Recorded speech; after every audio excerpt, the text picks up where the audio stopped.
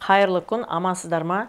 Менің YouTube каналыма қош келдіңіздер. Менің есімім Айсұлу Құтпанбекқызы. 18 жылдық психологиядағы тәжірибем бар. Бұрын соңды сіздермен тыңдап жүрсіздер. Қаншама адамдар менің тәсілімді қолданып, өмірлеріңіз өзгеріп жүр. Соңғы меңгерген менің ғылымым, оны сіздер естіп жүрген шығарсыздар. Ол Сүтсай ғылымы, сандық психология. Менің де өмірімді өзгертіп, мыңдаған адамның өмірін өзгерткен сондай керемет ғылым келді.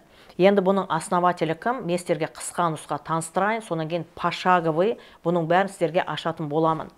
TikToktан, Reels'тан өте көп видео салынды, бірақ ол жерде сіздер білесіздер, бірақ минуттық уақыт өте тапшы. Бір минуттың ішінде көп нәрсені айта алмайсың. Сондықтан да сіздерге бірінші класстың оқушысын қалай түсіндіреді, тура солай осы ғылыммен бүгінгі таңда түсіндіруге шығып отырмын. Енді бұның основателі кім? Жанат Қожамжаров, қазақтың тумасы, Семей қаласының тұрғыны, осы профессор атағын алып бүткіл әлемді мойындатқан осындай керемет жан. Бұл кісі трансформацияны жасап, керемет осы ғылымды бізге санмен салып, дәлелдеп, бүгінгі таңда беріп отқан жағдайы бар. Енді бұл жаңадан келген ғылым болғандықтан көп адамдарда бір түсініксіз қарайтын шығар. Мен өзім қалай келдім бұл ғылымға? Түр-түрмен сабақты өттім. Кімнен только мен сабақты өтпедім.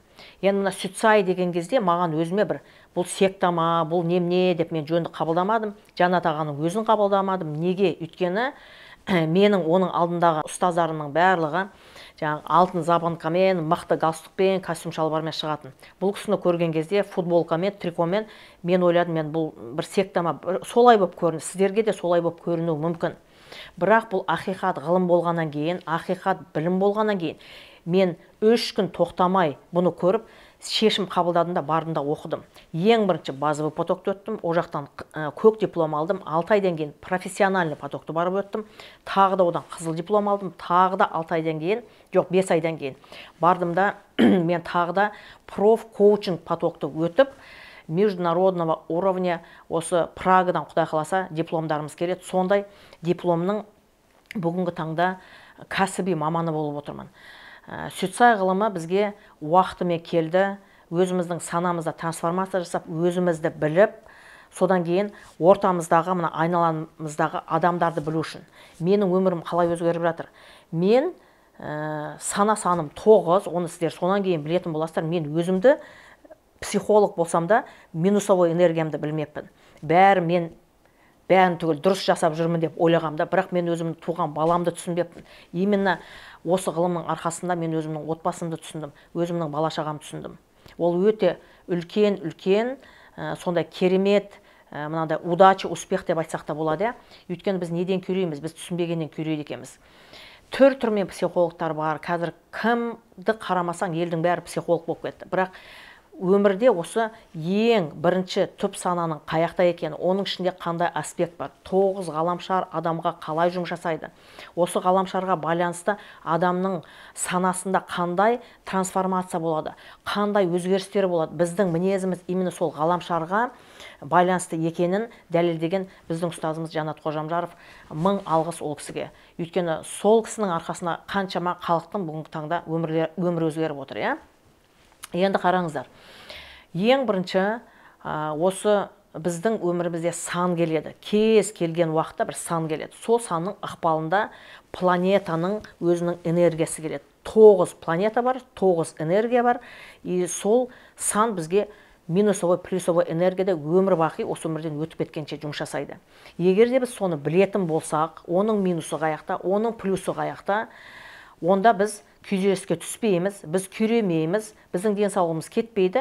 Түсінген кезде біздің әрекетіміз өзгереді, демек біздің өміріміз өзгереді. Қараңыздар енді, біздің мына пәтеріміз, квартирамыздың номері бар ғой? Бар. Біздің көлігіміздің номері бар ғой? Бар. Сотовый телефонның да номері бар. Біздің өзіміздің туған күніміз, ол тоже бізде номер. То есть ол число дейді, ол жаңағы сан дейді. Осы санға байланысты бізде энергия. Бүткіл мына жақтың бәрі төл энергия. Бұл энергияның ғылымы, энергияның әлемі. Осы энергияны біз білген кезде, осы эмоциямызды білген кезде, соны біз басқарып, үйреніп, өз-өзімізбен жұмыс жасап, өзіміздің деңгейімізді көтеретін сондай керемет ғылым келді. Мен сіздерге бүгін пошагово түсіндіруге тырысамын. Енді өздеріңізді білгілеріңіз келсе, өздеріңіздің туған күндеріңізде қандай бізде код, жаңағы финансовый код деп жатамыз ғой, ақшаның біз құпия сыры қай жақта жатыр, өмір бақи адамдар іздеген, соны сіздер білгілеріңіз келсе, қарым қатынас қай жақта жатыр, біз неден күйреміз, неден біз көтерілеміз, действительно өмірімді мен өзгерткім келем деген адамдар, сіздер онда мына қоңыраушаға басып, каналға тіркеліп, мұқият тыңдап отырып, содан кейін комментарий жазыңыздар, иә? Ал енді кеттік. Кез келген айдың 1-і, 10-і, 19-ы, 28 күні туылған адамдар күн ғаламшарының астына дүниеге келді. Ол қандай ғаламшар? Күнсіз бізде өмір жоқ. Күнсіз жеміс-жидек өспейді, күнсіз шөп өспейді. Жалпы бізде күннің энергиясы болмайтын болса, біздің настроениеміз де болмайды. Тура сол сияқты бұл адамдарда көшбасшылық қасиеттер бар. Енді мен сіздерге плюсын айтайын, сонан кейін минусын айтайын. Плюсовой энергияда бұларда қандай қасиеттер бар? Саналарында қалай олар адамды бөледі? Саналарында свой-чужой деп бөледі. То есть, менің өзімнің адамдарым, басқа адамдар деп бөледі. Өзінің адамдарына бірлік қамқор жасайды. Өзінің туған туысқанына, қайын жұртына, өз жұртына, бауырларына, бала-шағасына ол қамқор жасайды. Сол қамқор жасап отырып, ол оларды басқарғысы келеді, өзінің айтқанын істеткісі келеді. Сіздер өздеріңізді танып отырған шығарсыздар, иә? Плюсовой энергия көшбасшылық мықты қасиеттері бар. То есть, оларға қорқыныш жоқ, ешқашан адамға жоқ деп айтпайды. Иә, жүр кеттік дейді. Бірақ бірліктерде бұлыңғыр білім дейді. Осы санның астына туылған адамдардың барлығы бірлік деп аталады. Единицы деп айтады да. Осы единицаларда эго вектора деген жоқ. Әр басқа сандарда вектор деген бар. То есть направлениясы бар. Бірліктерде эго, жаңағы вектор жоқ, тек қана эго. То есть нәпсінің өзінде туылған бірлік, сондықтан да ол эгоист болып табылады. Өздеріне жақсы болса болғаны. Гигантоманиядан азап шегеді. Гигантомания деген не? Кафеға барған кезінде жігіттер, қыздар тоже төлеп тастайды ақшаны. Олар покровитель ғой. Именно сондай покровительство, қамқор жасап, битіп жүргісі келеді. Бүткіл әлеммен басқарғысы келеді бірліктер. Өздеріңізді танып отырсыздар ма?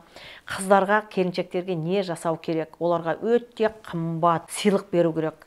Сіздердің арзан сыйлықтарыңызды бірліктеріне қыздар, келіншектер оны қабылдамайды. Өйткені саналары солай жұмыс жасайды. Еркектер не істеу керек? Еркектер қамқор жасайды, бүткіл жерде бірінші болғысы келеді, біреудің басқарғанын қаламайды. Қыздарда, келіншектерде, еркектерде, әйелдерде оны қаламайды, өйткені күн ғаламшарының астына олар дүниеге келді. Содан кейін тағы да қандай плюсовой энергиясы бар? Мықты көшбасшылық қасиеті бар. Той болсын, туған күн болсын, коллективный мероприятие болсын, мықты организаторский оларда способности бар да. И сол моментте олар бүткіл жауапкершіліктің бәрін түгел өзінің мойнына алады. Мынаны былай жасайық, мынаны былай басқарайық, тойда мына тамаданы қояйық, не болмаса жаңа туған күнде мынандай дастархан жасайық деп өздерінің ой пікірлерімен айтады, бөліседі. И сол ой пікірді олар дұрыс деп санайды. Егерде сен бірліктің айтқанын істемесең, онда ол күйрей бастайды. Неге, қалай күйрейді? Мына сананың ішінде ода келіспеушілік бір жағдай болады да. Неге менің айтқанымды істемеді деп күйрейді олар. Өздеріңізді танып отырған шығарсыздар, иә?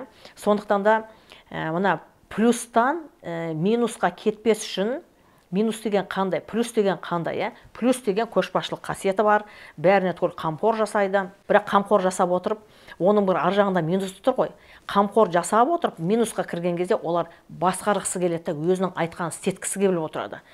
Любой жақта, ол жұмыста болсын, ол үйде болсын, ол бала-шағасына болсын, әйеліне болсын, күйеуіне болсын, тура сондай қарым-қатынасы болады бірліктің. Содан кейін оның басында орнатып алған өзінің заңдылығы бар. Ол заңдылыққа тек қана өзі ғана соны сенеді да.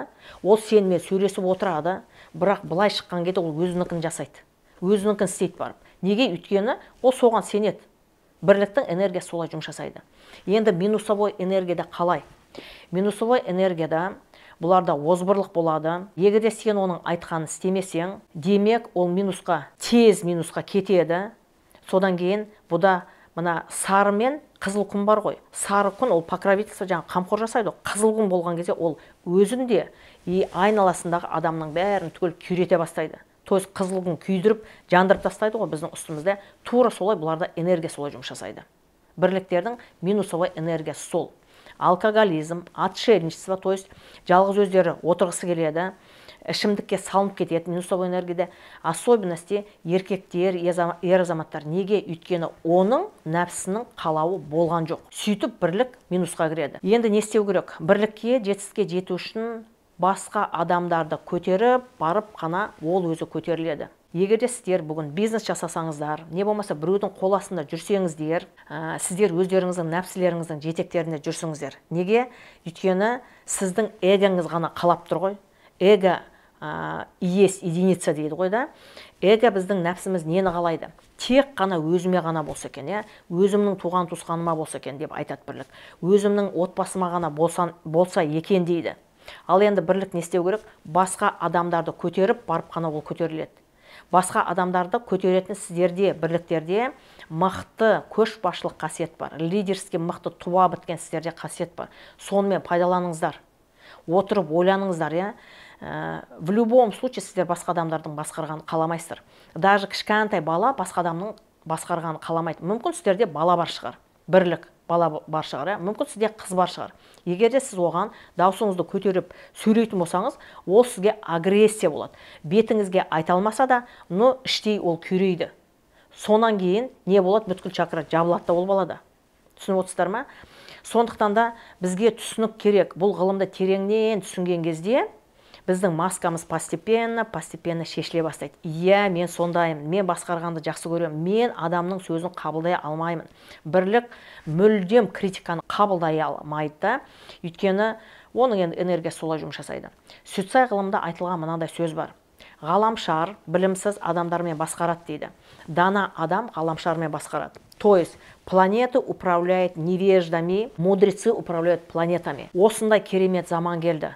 Бұл ақиқат ғылым, ақиқат білім бізден 5000 жыл жасырынып жатты. Өзіміздің ұстазымызға, Жанат Қожамжаровқа 1000 алғыс осы ғылымды паш етіп бүткіл әлеммен таныстырып жатқанда. Енді біз де құры қалмайық. 18 миллион бізде асып кетті халық болатын болса, біз де қазақ елі санамызды біздің өзгертіп, өзімізді танып, бала-шағамызды танып, солардың энергиясын біліп, минустан плюсқа шығайық. Қалай ойлайсыздар? Осы ғылым бізге керек па? Әрине керек. Неге? Өйткені бізде минусовой энергия кеткен кезде біздің денсаулығымыз күйрей бастайды. Мен сіздерге пошагово түсіндіріп отыратын боламын. Әр видеода әр сана-сан туралы айтатын боламын. Сол кезде сіздер 9 видео түсіріледі. Осы 9 ғаламшарға қалай адам жұмыс жасайды, оның мінезі қаяқтан пайда болды. Абай атамыз кезінде айтып кеткен ғой. Мінезін өзгерте алмай деген адамның мен тілін кесер едім деп. Біз тек қана бағыт-бағдарлама береміз. Ғаламшар саған қалай жұмыс жасайды? Оның қай жақта минусы бар, қай жақта плюсы бар, ақша потогын сен қалай ашасың? Саған бизнес жасау керек па? Не болмаса саған кім болу керек? Соны сіздер білесіздер осы ғылымнан. Бұны тереңдетіп оқу керек, түсіну керек. Сондықтан да керемет осындай ғылым келген кезде мен өзім өте қуаныштымын. Неге? Өйткені ең бірінші мен өзімді таныдым, өзімді білдім. Мен кім екенімді, туа біткен психологтық қасиетім бар екенін білдім. Осы уақытқа дейін мен де күйредім, мен де адам баласымын, мен де пендемін. Енді сол онкология арқылы мен келмедім ғой осы психологияға. Сүтсайда ғана мен білдім, менің сферам қалай жұмыс жасайды, менің миссиям қалай жұмыс жасайды. Осы ақпараттың бәрін мен сіздермен бөлісетін боламын. Енді осы видео сіздерге ұнаған болса, басқа туған туысқандарыңызбен, жолдастарыңызбен бөлісіп, колокольчикті басып, комментарий жазуға, каналға тіркелуге ұмытпаңыздар. Келесі видеода кездескенше сау болыңыздар.